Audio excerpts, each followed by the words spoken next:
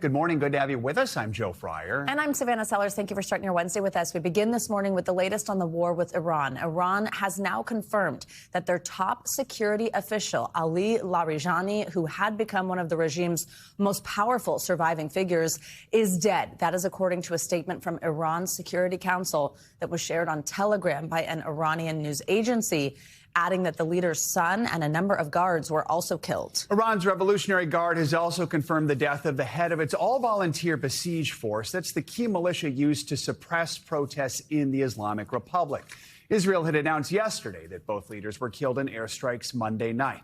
This morning, Iran says that it is retaliating with strikes against Israel for the assassination of its security leader. In a piece of breaking news, Israel says that last night it also killed Iran's intelligence minister. Iran has not yet commented on that new claim. As the fighting rages on back at home, the director of the National Counterterrorism Center, Joe Kent, has resigned. Kent, a longtime supporter of the president, cited the war with Iran. He wrote in his resignation letter that he could not, in good conscience, support the war, saying that Iran posed no imminent threat to the U.S. The White House is rejecting Kent's claims, with President Trump calling Kent weak on security. We have a team in place this morning to help us break down the latest, including the war's ongoing political and economic fallout. NBC News International correspondent Raf Sanchez joins us from Beirut with more. Raf, good morning. Let's start with Iran confirming the death of those key leaders. We were discussing this yesterday. On top of that, we know the new supreme leader was injured. So just what kind of leadership vacuum does this create inside the country? And at this point, who does the U.S. even negotiate with? Guys, good morning. It's a really good question because almost all of the Iranian regime's previous senior leadership have now been killed, starting with Ayatollah Ali Khamenei, the supreme leader, but then many of his top security officials. And as you say, we now have confirmation that Ali Larijani, the head of the National Security Council, was indeed killed in those Israeli strikes Monday night. Now, Larijani is a key figure. Nobody would describe him as a moderate, but he was seen as a pragmatist. And when there were discussions about who might be the figure inside the regime that could play the role that Delcy Rodriguez played in Venezuela, an insider in the government who the Trump administration could do business with, Larijani's name was one of those that came up. He obviously is not going to be able to play that role now. And so it is really unclear if and when the White House wants to try to make a deal with Iran, who you would actually call. One name in the mix, the Speaker of the Iranian Parliament, is, for now anyway, still alive. He's seen as a relatively hardline figure, but also somebody potentially with the clout to make a deal. Guys. Raf, are we seeing Iran retaliate against Israel for the death of these leaders? Yeah, so we saw quite intensive Iranian strikes aimed at Tel Aviv last night. 2 people were killed. This is an elderly couple in a suburb of Tel Aviv, and they were killed apparently trying to get to their bomb shelter as Iranian cluster munitions were going off above them. And guys, these weapons are deadly. They basically explode at a high altitude, and they send smaller bomblets scattering down to earth in a wide-ish area. Human rights groups have said that their use in populated areas may constitute a war crime. And even though Israel's air defenses are for the most part holding out, these weapons are quite difficult to intercept because these individual bomblets are really no bigger than soccer balls. Yeah, Richard Engel has been giving us a good look at those weapons over the last few days. Raf, we should also talk about oil. White House economic advisor Kevin Hassett said Tuesday oil tankers are beginning to move through that critical Strait of Hormuz that U.S. Central Command says the military bombed Iranian missile launchers near that critical shipping passageway. Is there signs that the strait is starting to open up? If so, how much? So, Joe, we are starting to see a trickle of oil tankers going through the straits now, and it tends to be tankers that are flying under the flag of countries with which Iran has good relations. So some Pakistani tankers, some Chinese ones. It is still a trickle, just a fraction of what the normal traffic would be. And you can see in the oil prices that the fact that some tankers are making it through is not making a huge difference. We're still seeing oil hovering at about $100 a barrel. What we are seeing is a number of these big oil-producing countries trying to find alternative routes to get their oil out. We saw yesterday the government of Iraq has made a deal with Turkey to try to get its oil out via a pipeline in that direction. Again, that is doing a little bit to calm the oil markets, but it's really no substitute for the Strait of Hormuz. Guys. Also, let's talk about Lebanon, where you are now. It's become a critical battleground in this war. Israel's been targeting the Iranian-backed militant group Hezbollah there. More than 2,200 people have been killed across the Middle East since this war began, and that includes about 900 in Lebanon by Israeli strikes. The UN reports that at least 111 of those were children. What is the latest on the ground there? So, Savannah, Israel was pounding here in central Beirut overnight, carrying out a number of strikes, which the Israeli military said were aimed at a financial institution with commercial links to Hezbollah. We could hear those explosions. In fact, one of the buildings that we visited yesterday, which had been damaged in a previous strike, was totally destroyed today. Human rights groups have warned that these strikes may be a war crime, given that this is a commercial entity rather than a strict military target. And at this point, more than 1 million Lebanese have been displaced by the fighting. That's basically 1 in 5 people in this country. Guys. Raf Sanchez reporting from Beirut. Raf, thank you so much. We have NBC News political reporter Megan Leibowitz joining us now with more on the latest from Washington. Megan, good morning. So Joe Kent, the director of the National Counterterrorism Center, very publicly announced his resignation over the war in Iran. Tell us what he said about his motivation and what the president had to say about it. Yeah, good morning. This is significant because this is the first notable resignation over the president's handling of the war in Iran. Now, he directly attributed his resignation to the war, releasing a statement and his letter of resignation where he said that Iran posed no imminent threat to the country, to the nation. Now, he criticized the U.S. decision to get involved, arguing that the war started due to pressure from Israel. Now, in his letter of resignation, he also referenced things like him being a former combat veteran and his wife dying. His wife had died in 2019 in a terrorist bombing in Syria. Now, I want to read you a line from his letter that stood out. He wrote, "I cannot support sending the next generation off to fight and die in a war that serves no benefit to the American people, nor justifies the cost of American lives." Now, President Trump responded to Joe Kent's resignation yesterday. Take a listen to what he had to say. Well, I read it. I always thought he was a nice guy, but I always thought he was weak on security, very weak on security. But when I read his statement, I realized that it's a good thing that he's out, because he said that Iran was not a threat. Iran was a threat. Every country realized what a threat Iran was. We also heard yesterday from White House Press Secretary Caroline Leavitt, who said that President Trump had strong and compelling evidence that Iran was going to attack the U.S. first, guys. Megan, Kent's resignation is putting his former boss, National Intelligence Director Tulsi Gabbard, in the spotlight again, and she is expected to testify today before a Senate committee. How did she respond to Kent's resignation? And just looking forward, what kind of questions will she likely face later today? Yeah, so Kent served under Tulsi Gabbard, and we're expecting to hear directly from her and other top intelligence and law enforcement officials from the administration as they testify before senators today in a worldwide threats hearing. Now, we heard yesterday from Gabbard, who in a post, she didn't directly say Kent's name, but she wrote that basically as commander-in-chief, it's President Trump who determines what is considered an imminent threat. And she wrote that after he reviewed the information, as you can see on your screen, quote, President Trump concluded that the terrorist Islamic regime in Iran posed an imminent threat, and he took action based on that conclusion. So in the hearing today, we can expect this to be a very prominent topic of conversation. Lawmakers can ask about any worldwide threat. And Gabbard, I do want to note, has largely been quiet during the war in Iran, so it'll be really interesting to watch what she has to say.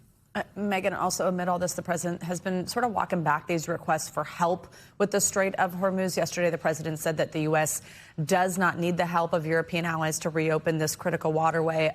What can you tell us about why the president changed his mind, what that means? Yeah, so President Trump said yesterday that allies were reluctant to get involved. And he also said, though, that the U.S. does not want their help. So take a look at what he wrote in a post to Truth Social. He wrote, because of the fact that we have had such military success, we no longer need or desire the NATO countries' assistance. We never did. He also wrote, we do not need the help of anyone. Now, I want to note that this comes after President Trump had said that he wanted help from countries in reopening the Strait of Hormuz, which is a major shipping route that Iran has vowed to keep closed. And I want to note as well that just 24 hours before he posted that, he had basically expressed that countries had responded positively to him wanting help in reopening the strait, guys. All right, Megan, thank you so much. For more on the resignation of top counterterrorism official Joe Kent, let's bring in Jamil Jaffer. He's the founder and executive director of the National Security Institute at the Antonin Scalia Law School of George Mason University. Jamil, good to have you with us. Start by telling us just your initial reaction to Kent's resignation and the reason he cited. I mean, what stood out to you most? I think what was really interesting about Joe Kent's resignation, besides stating his opposition to the war in Iran, it did take him 3 weeks to get to this point. I mean, one of the things that was, I think, particularly notable was his claim that the war was fomented by Israel, its quote-unquote powerful lobby in America. And he claimed that the war in which his wife was tragically killed in 2019, the war in Syria, was manufactured by Israel. Obviously, that's not accurate. That's not correct. In fact, that suggests a lot of interesting things about Joe Kent's reasons for resignation and his departure. The reality is that the reason we were in Syria was because of ISIS. The reason we're in Iran is because Iran sought a nuclear program and has repeatedly killed Americans over the last, dozen years. So we know that Iran is a threat to the United States, and Joe Kent, being the director of the National Counterterrorism Center, should know that. And it's really interesting that he's now created this divide between himself and the president, and maybe even the director of national intelligence, who put out this very carefully worded statement that Megan was referring to, but that didn't go so far as to say she supported the war in Iran or that the intelligence supported it either. So it's a very interesting dynamic that we'll see play out today at the Intelligence Committee when she testifies. Do you think that this is representative of more cracks in support from the president's own base and this campaign promise to not start foreign wars we've heard come up a lot from Republicans? Do you think that this is kind of a symptom of that? Well, there's no doubt, Savannah, that there's been a fracture in the MAGA base for President Trump, and that the war is part of that divide. That being said, this war still pulls strongly amongst Republicans generally and amongst MAGA Republicans. That being said, you're likely to see Joe Kent go on Tucker Carlson's show here in the next few days. That'll continue this fracture between parts of the Republican Party over this conflict. And, of course, the president faces the challenge at home of rising oil prices, regardless of what party you're in or whether you back the or not. That's going to be a political challenge for the United States and for the president as he goes forward with a conflict that I think is, in fact, causing him those political challenges domestically. Jamil, beyond the politics here, just many Americans are worried since the war began. We've seen the explosives thrown at the mayor's home in New York City. We've seen a shooting at a campus in Virginia, the attack on that synagogue in Michigan. To those who are scared right now, what is your message? And are we seeing more security measures in vulnerable places over the past couple of weeks in response to these threats? Well, certainly you're seeing increased security at synagogues, at places of worship, mosques, and the like, because there is a threat of potential increased terrorism, one from Iran and its proxies. We know that they've supported Hezbollah, Palestinian Islamic Jihad, and Hamas over the last few decades. That's a huge problem, and they could activate some of those sleeper cells that may very well be present in the United States and in Europe. They haven't done that yet, but we'll see what happens. We know that the Iranians have long tried to kill American and foreign government officials in the United States, plotting against the Saudi ambassador, plotting against senior former Trump administration officials for years now. So that's a real threat. And then beyond that, we do see this rising trend of both Islamophobia and anti-Semitism inside the United States. That's also a threat that can cause people to lash out and act irrationally and conduct terrorist attacks in the United States. So there are dual sets of problems coming to bear that could really cause challenges here domestically or in Europe as well. Jamil Jaffer, thanks so much for joining us this morning. Well, this morning, a heat wave is bringing another day of triple-digit temperatures out west. We're only halfway through March, but the National Weather Service has had to issue an extreme heat warning for parts of Southern California and northern Arizona. At the other end of the extreme, people in the Midwest are digging out from that historic blizzard that dropped record-breaking amounts of snow over the past few days. So we have that blast of winter weather. We also have the annual influx of spring break travelers. And then, of course, TSA agents also calling out sick because they're not being paid due to the government shutdown. All that is causing these major delays at our nation's airports. NBC News correspondent Maggie Vespa has the details. Stunning new video shows this Michigan neighborhood completely submerged under mountains of snow, here reaching as high as roofs. Now, sub-zero wind chills, freezing piles twice as tall as parked cars. This family's front door, impassable. In Wisconsin, car after car stranded along this Green Bay highway. Entire cities buried. Storms raging out east, too, with more than a dozen semis and cars wrecked in upstate New York and severe winds toppling massive trees in Massachusetts and Maryland. This week's wild weather exacerbating America's travel mess. Strong winds grounding flights at Houston's Bush International Airport. Stranded passengers sleeping on cots. United Airlines sending hundreds to hotels and transforming Terminal C into sleeping quarters. Atlanta's airport seeing long lines as TSA callouts mount amid the government shutdown. At Philadelphia International, TSA closing additional security checkpoints due to staffing woes. More than 1,000 flights canceled nationwide. Mother Nature's wrath also felt out west, with triple-digit temps roasting Arizona, Nevada, and California, and windy, dry conditions fueling historic wildfires in Nebraska, leaving one person dead and more than 700,000 acres burned. The days ahead are really, really high risk. A brutal combination of fire and ice wreaking havoc coast to coast. And speaking of ice, this massive, like 20-foot tall mountain behind me, this is all snow just cleared from the streets of Waukesha, Wisconsin. Cleanup across the entire Midwest, that's expected to take days. Back to you. All right, Maggie, thank you. Our look at the coast-to-coast extreme weather continues with what you can expect where you live. Meteorologist Angie Lastman has our morning news now forecast. Angie, good morning. Hey guys, good morning. We've got some chilly air in place across specifically parts of the south, but a lot of the east. Let's start with those freeze alerts, though, stretching from Louisiana across parts of the southeast down into the northern portions of Florida. And we're going to see more than 21 million people this morning dealing with those temperatures flirting with freezing. And the potential is there for a couple of record lows. We're looking at Mobile, Wilmington, temperatures right around freezing in both of those spots, waking up to the chilly conditions in Atlanta as well. 35 degrees in Nashville this morning. Those temperatures are going to have a tough time rebounding even as we get into the afternoon hours. Across parts of the Great Lakes in the Northeast, the chilly conditions have settled in there as well. 17 degrees in Detroit right now, but feeling like just 9. Those single-digit feels-like temperatures in Green Bay as well. 15 degrees for your actual temperature in Pittsburgh, 26 in New York, and just 18 for what it feels like when you get out the door this morning in New York City. Meanwhile, the western half of the country is just baking. We've got this kind of strong high-pressure setup that's sitting over this portion of the country. All of that means that we've got sinking air, keeping all that warm air trapped at the surface. And that is exactly why over the next couple of days, we're going to be concerned about the heat and heat illnesses across this region, with more than 38 million people under these alerts. So here's what we're dealing with as far as that record heat. We've got LA expected to hit 96 degrees, 100 in Phoenix today. I know we expect it to be hot in Phoenix, but that's more than 20 degrees above where we should be for this time of year. It's the 80s across the Rockies, Denver tapping in at 80 degrees this afternoon. Dodge City, Wichita Falls, Roswell, you name it. We are all at least getting into the 80s for the day today. Tomorrow, not much of an improvement. 90s in Sacramento, 80s still in Denver and Amarillo. El Paso ends up at 91 degrees. And you look even as far east as Little Rock and Topeka, 80 degrees. Those above normal temperatures lasting for the long haul as well. We look to the end of the week, 100 degrees in Las Vegas on Friday, mid-90s. That's all the break that you're going to get by the time Sunday rolls around. And even Oklahoma City, we hang out into the 90s as we roll through the weekend. 89 degrees in Saturday in Denver. So really warm conditions settling in. Otherwise, we've got some quieter conditions on our satellite and radar. Most of the west quiet, but a couple of these snow showers that we'll be dealing with across the Great Lakes and parts of the Midwest. Back to you. All right. Thanks, Angie. Appreciate it. Weather aside, Mother Nature put on a totally different kind of show over Ohio yesterday. People are still reeling after seeing a 7-ton meteor crashing toward Earth, waking up the city of Cleveland with a loud boom.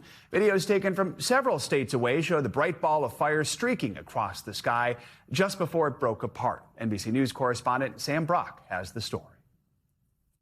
Meteoric levels of confusion in Cleveland after a loud boom rang through the region, frightening the pets in this person's backyard and stopping drivers in their tracks. Whoa, what the was that? The fireball also spotted as far away as Pittsburgh, streaking through the sky. Anyone that's in Northeast Ohio, did you hear the loud boom? It sounded like a freaking bomb went NASA says it was a meteor fracturing into small pieces when an asteroid nearly 6 feet in diameter and weighing around 7 tons entered the atmosphere. The ground beneath my feet was no longer stable. Ralph Harvey studies planetary materials like these at Case Western Reserve in Ohio. We're just basically talking about space debris that's falling into the Earth's atmosphere, right? Why don't we hear about this kind of thing more? Well, the main reason is it's actually more common than most people think. What's different about this one is it came during daylight hours right over a major metropolitan area. So it turns out. What are we, dinosaurs?